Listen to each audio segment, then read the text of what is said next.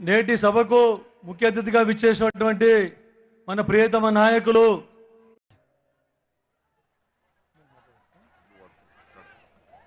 ధన్యవాదాలు.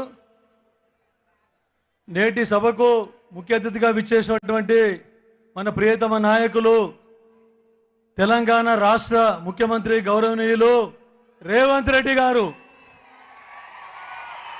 మరియు ఉమ్మడి జిల్లా ఉప ముఖ్యమంత్రి గారు మరి నేటి వైద్య శాఖ మంత్రి గారు, ఉమ్మడి రాష్ట్రంలో ఉప ముఖ్యమంత్రి గారు, ఇప్పుడు తెలంగాణ రాష్ట్ర హెల్త్ మినిస్టర్ గౌరవనీయులు దామోదర్ రాజనరసింహ గారు, ఇంకా వేదికపై ఉన్నటువంటి AICC general secretary Rohit Chaudhary గారు, మరియు తోటి శాసనసభ్యులు ఎల్లారెడ్డి గౌరవనీయులు మదన్ మోహన్ గారు, మరియు తోటి శాసనసభ్యులు గౌరవనీయులు లక్ష్మీకాంతరావు గారు, మరి జైరాబాద్ ఇన్ఛార్జ్ అయినటువంటి చంద్రశేఖర్ గారు, మరి తక్కువ మెజార్టీతో ఓడిపోయి మొన్ననే మన బాన్స్వాడను ఓడిపోయినటువంటి బాన్స్వాడ ఇన్ఛార్జ్ రవీందర్ రెడ్డి గారు, ఇంకా వేదికపై ఉన్నటువంటి చైర్మన్లు, కొత్తగా నియమింపబడ్డ చైర్మన్లు, ఇతర మండల కాంగ్రెస్ పార్టీ అధ్యక్షులు, మరి జడ్పీటీసీలు, ఎంపీపీలు, ఎంపీటీసీలు, ముఖ్య కాంగ్రెస్ పార్టీ నాయకులు, కార్యకర్తలు, మరి 3 నియోజకవర్గాల నుంచి వచ్చినటువంటి నా ప్రియమైన కాంగ్రెస్ సోదరులకు అందరికీ కూడా శిరస్సు వంచి నమస్కరిస్తా ఉన్నాను.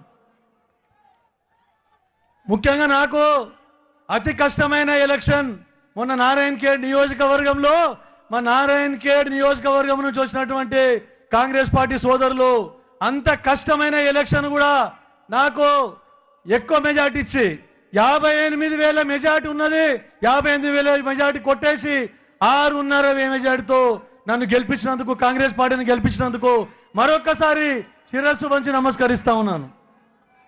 సోదరులారా, ఇప్పుడు మన పార్లమెంట్ అభ్యర్థి, జైరాబాద్ పార్లమెంట్ అభ్యర్థి గౌరవనీయులు సురేష్ కుమార్ షెట్కర్ గారు, వారిని నారాయణఖేడ్ నియోజకవర్గ శాసనసభ్యులుగా చూసిండ్రు.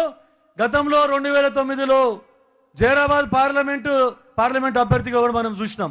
తెలంగాణ గురించి పార్లమెంట్లో కొట్లాడి బిల్లు ప్రవేశపెట్టి సోనియా గాంధీ గారి ద్వారా తెలంగాణ తీసుకురావడం జరిగింది. వాళ్ళందరూ ఎంపీల బృందం అందరూ కలిసి తర్వాత ఎన్నో అభివృద్ధి కార్యక్రమాలు చేపట్టడం జరిగింది. నేషనల్ హైవేస్ కానీ ఇతర ఎన్నో అభివృద్ధి కార్యక్రమాలు చేపట్టడం జరిగింది. అట్లాంటిది ఈరోజు గత 10 సంవత్సరాల నుంచి టీఆర్ఎస్ పాలనలో ఎలాంటి అభివృద్ధి కార్యక్రమాలు కూడా జరగలేదని చెప్తా ఉన్నా. ఏదో హామీలు ఇచ్చిండ్రు, ఊకదంపుడు ఉపసన్న, ఎక్కడ పడితే అక్కడ ఉపన్యాసాలు ఇచ్చి అన్ని అమలుగానే హామీలు ఇచ్చి ఏ ఒక్క హామీ కూడా పూర్తిగా నెరవేర్చలేదు. అదే మన గౌరవ ముఖ్యమంత్రి రేవంత్ రెడ్డి గారు, మీరందరూ కాంగ్రెస్ ప్రభుత్వాన్ని గెలిపించిన తర్వాత సోనియా గాంధీ ప్రవేశపెట్టిన 6 గ్యారంటీలలో కేవలం 100 రోజుల్లో అమలు చేసిన ఘనత రేవంత్ రెడ్డి గారిది, కాంగ్రెస్ పార్టీది, కాంగ్రెస్ ప్రభుత్వాన్ని అని చెప్తా ఉన్నాను. ఈరోజు గొప్పగా మాట్లాడుతూ ఉన్నారు, రైతు రుణమాఫీ చేస్తే రాజీనామా చేస్తాడంట. ఏందయ్యా, రైతుల మీద మీకు ప్రేమ ఉందా అని చెప్పేసి అడుగుతా ఉన్నాను. అసలు మీరు వ్యవసాయం చేసిండ్రా? హరీష్ రావు గారికి, కేటీఆర్ గారికి, చంద్రశేఖరరావు గారికి వ్యవసాయం గురించి తెలుసా?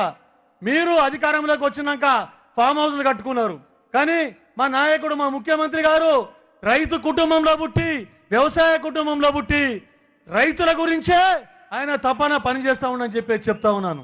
ఆయన ఛాలెంజ్ స్వీకరించి ఆగస్టు 15 వరకు 2 లక్షల రుణమాఫీ చేస్తాను మాటిచ్చిండు, ఖచ్చితంగా అమలు చేసి తీరుతాడు అని చెప్తా ఉన్నాను. సోదరులారా, ఇంకొక మచ్చుకు ఉదాహరణ, మనకెందుకు 100 రోజుల్లో 5 గ్యారెంటీలు అమలు చేయడం జరిగింది. ఒక నారాయణఖేడ్ నియోజకవర్గంలోనే గెలిచి ఇంకా 4 నెలలు కంప్లీట్ కాలేదు. 4 నెలల లోపల 50 కోట్ల రూపాయల పనులు శాంక్షన్ చేసిన ఘనత మా ముఖ్యమంత్రి రేవంత్ రెడ్డి గారికి దక్కింది అని చెప్తా ఉన్నాను. మొన్ననే మీరు చూసిండ్రు, ఎక్కడ చూసినా సీసీ రోడ్లు అన్ని వేయడం జరిగింది. గ్రామ పంచాయతీ బిల్డింగ్స్, తర్వాత స్కూల్ బిల్డింగ్స్ రిపేర్స్, ఎన్నో కార్యక్రమాలు మనం చేపట్టడం జరిగింది. మీరందరూ కల్లారా చూసిండ్రు. ఇప్పుడు కూడా ముఖ్యమంత్రి రేవంత్ రెడ్డి గారికి నేను, ఎందుకంటే మొట్టమొదటిసారిగా ముఖ్యమంత్రి అయిన తర్వాత నారాయణఖేడ్ నియోజకవర్గానికి వచ్చిండ్రు కాబట్టి సార్ ఓన్లీ 2-3 కోరికలు కోరుతా సార్ తమరికి. ఎందుకంటే నారాయణ ఖేడ్ ఆ రోజు కూడా మీరు తమరు పిసిసి అధ్యక్షులుగా ముఖ్యమంత్రి కాకముందు నారాయణ ఖేడ్లో సభ పెడితే ఆ రోజు కూడా 40,000 50,000 మంది వచ్చి హాజరు కావడం జరిగింది.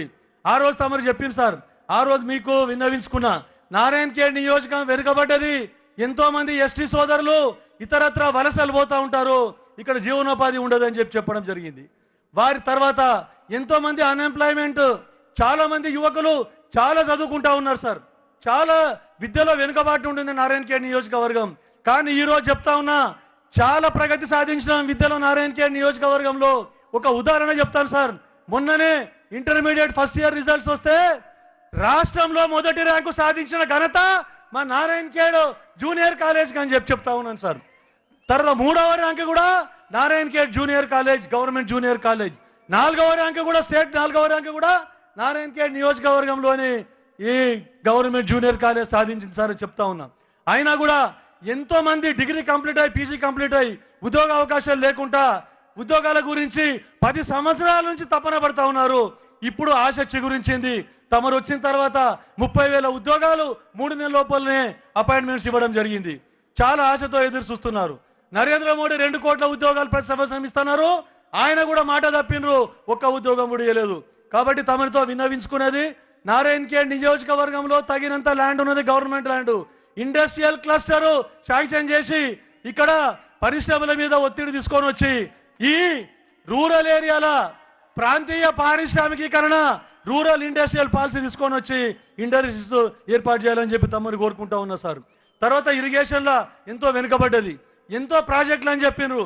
ఇప్పటికీ మొన్న ఎవరు కేసీఆర్ గారు వచ్చి ఇక్కడ ఆందోళన నియోజకవర్గంలో సభ పెట్టి ఏం చెప్తారంటే, మేము శాంక్షన్ చేసినాం బసవేశ్వర సంగమేశ్వర ప్రాజెక్టులు శాంక్షన్ చేసినాం, మరి కాంగ్రెస్ వాళ్ళు దాన్ని తీసుకుపోయి కోల్డ్ స్టోరేజ్లో పెట్టిండ్రంట. అసలు మాట్లాడడానికి ఏమన్నా అర్హత ఉన్నదా, ఇంగిత జ్ఞానం ఉన్నదా అని చెప్పేసి అడుగుతా ఉన్నా. మీరు 150,000 కోట్లు పెట్టి కాళేశ్వరం ప్రాజెక్టు నిర్మిస్తే ఈరోజు మేడిగడ్డ పొక్కబడింది, మేడిగడ్డలా మొత్తం నీళ్ళని కారిపోతా ఉన్నాయి, నీళ్లు నిలిపలేని పరిస్థితి. మరి కాళేశ్వరం మీద డిపెండ్ అయినటువంటి ఈ బసవేశ్వర సంగమేశ్వర ప్రాజెక్టు ఎప్పుడైతుందో దేవునికే ఎరుక. కాబట్టి సార్ మీకు రిక్వెస్ట్ చేసేది ఏంటంటే, నారాయణ ఖేడ్ నియోజకవర్గానికి బసవేశ్వర ప్రాజెక్ట్కి ఏదైతే అలాట్ చేసినటువంటి 8 టీఎంసీల నీళ్లు సింగూరు ద్వారా స్పెసిఫిక్ అలొకేషన్ మాకు ఇచ్చి నారాయణ ఖేడ్ నియోజకవర్గంలో ఇరిగేషన్ ప్రాజెక్టులు, లిఫ్ట్ ఇరిగేషన్లు అన్ని డెవలప్ చేసి 1,00,000 ఎకరాలకు నీరు ఇచ్చే విధంగా తమరు కృషి చేయాలని చెప్పేసి చెప్తా ఉన్నాను సార్. తర్వాత విద్యాపరంగా పాలిటెక్నిక్ ఉంది మా దగ్గర, ఐటీఐ గవర్నమెంట్ ఐటీఐ లేదు సార్. ముఖ్యంగా మహిళలు, చాలా మంది మహిళలు గర్ల్స్ కోరుకుంటున్నారు సార్, ఒక మహిళ ఐటీఐ ఇవ్వాలని చెప్పేసి తమరికి విన్నవించుకుంటా ఉన్నాను. తర్వాత శంకరంపేట్, ఇక్కడ శంకరంపేట మండల అందరి ప్రజల కోరిక ఏంటంటే ఇక్కడ డిగ్రీ కాలేజ్ ఇవ్వాలని చెప్పేసి చాలా మంది సోదరులు ఇక్కడ అడగడం జరిగింది. నారాయణ ఖేడ్లో గతంలో సురేష్ షెట్కార్ గారు శాసనసభ్యులు ఉన్నప్పుడు ఎల్లారెడ్డి నియోజకవర్గంలో, నారాయణ ఖేడ్ నియోజకవర్గంలో మోడల్ డిగ్రీ కాలేజ్ చేయడం జరిగింది సార్. ఇప్పుడు మాకు పీజీ లేకుండా చాలా మంది పీజీకి యూనివర్సిటీలో చాలా మంది హైదరాబాద్ పోవాల్సి వస్తుంది. కాబట్టి తమ దయదలంచి ఒక పీజీ కాలేజ్ కూడా నారాయణ ఖేడ్లో ఏర్పాటు చేయాలని చెప్పేసి తమని కోరుకుంటా ఉన్నాను సార్. అట్లనే ఈ దౌర్భాగ్యపు మిషన్ భగీరథ, అప్పుడు స్మితా సబర్వాల్ ఉన్నప్పుడు, మన రాజశేఖర రెడ్డి గారు ముఖ్యమంత్రి ఉన్నప్పుడు, కిరణ్ కుమార్ ముఖ్యమంత్రి ఉన్నప్పుడు 180 కోట్లతోని తాగునీటి ప్రాజెక్టులు శంకరంపేట కూడా 18 కోట్లు కలుపుకొని సపరేట్ పైప్ లైన్ వేసి నారాయణ ఖేడ్ నియోజకవర్గానికి మొత్తం తాగునీటి సమస్య దివంగత కిష్టారెడ్డి గారు ఎమ్మెల్యే ఉన్నప్పుడు కంప్లీట్ చేయడం జరిగింది సార్. ఈ దౌర్భాగ్యపు టీఆర్ఎస్ ప్రభుత్వం వచ్చిన తర్వాత కమిషన్లకు కక్కుర్తి పడి మొత్తం ఉన్న పైప్ లైన్ సర్వనాశనం చేసి ఉన్న సీసీ రోడ్లను తవ్వి మళ్ళీ కొత్తగా పైప్ లైన్ వేసిండ్రు. ఆ పైప్ లైన్ మొత్తం నిర్వీర్యమైంది. నారాయణ ఖేడ్లో ఎన్నో తాండాలకు, ఎన్నో హ్యాబిటేషన్స్కు, మారుమూల ప్రాంతాలకు నీటి కొరత ఉంది, తాగునీటి కొరత ఉంది. కాబట్టి తమరు రిక్వెస్ట్ చేసేది ఏంటంటే, మరొకసారి 180 కోట్ల ప్రతిపాదన చేయడం జరిగింది, అవసరం పడతాయని. 180 కోట్లు శాంక్షన్ చేసి మరొకసారి ఆ పైప్ లైన్ రెక్టిఫికేషన్ చేసి మొత్తం అన్ని హ్యాబిటేషన్స్కు తాగునీరు ఇచ్చే విధంగా కృషి చేయాలని చెప్పేసి తమరితో విన్నవించుకుంటున్నా సార్. అన్ని సార్ చాలా ఉన్నది, లిస్టు ఎక్కరు పెడితే తమరికి ఒకటే విన్నవించుకుంటా సార్. తమరు చెప్పినరు మన ఎలక్షన్ ప్రచారంలో నియోజకవర్గ నారాయణ ఖేడ్కి వచ్చినప్పుడు ఒకటే ఒక మాట చెప్పింది సార్, కొడంగల్ నియోజకవర్గము నారాయణ ఖేడ్ నియోజకవర్గం భౌగోళికంగా సామాజికంగా రెండు ఒకే విధంగా ఉంటాయని చెప్పేసి తమరు సెలవిచ్చింది సార్. తమరికి రిక్వెస్ట్ చేసేది ఒకటే సార్, ఒకటే, కొడంగల్ నియోజకవర్గానికి మీరు ముఖ్యమంత్రిగా ఎంత బడ్జెట్ కేటాయిస్తారో మా వెనుకబడ్డ ప్రాంతం నారాయణ ఖేడ్ కూడా దాంట్లో చాలానా 25% బడ్జెట్ కేటాయించాలని చెప్పేసి తమరికి కోరుకుంటూ ముగిస్తున్నాను సార్. జై హింద్, జై కాంగ్రెస్. మరి సురేష్ షెట్కర్ గతంలో 2009లో యూసుఫ్ అలీ గారి మీద నారాయణ ఖేడ్ నియోజకవర్గం నుండి 50,000 మెజార్టీ ఇచ్చి ఎంపీగా గెలిపించుకున్నాం. ఈ రోజు కూడా మీకు అందరూ కోరుకునేది ఏంటంటే నారాయణ ఖేడ్ నియోజకవర్గం నుండి మరొకసారి కాంగ్రెస్ పార్టీ సత్తా చాటి 50,000 మెజార్టీ ఇచ్చి మరొకసారి సురేష్ అన్నను ఎంపీగా గెలిపించుకుందామని చెప్తూ ముగిస్తున్నాం. జై హింద్. ఇప్పుడు మాజీ ఎంపీ వర్యులు జైరాబాద్ పార్లమెంట్ మరి మాజీ శాసనసభ్యులు నారాయణ ఖేడ్ సోదరు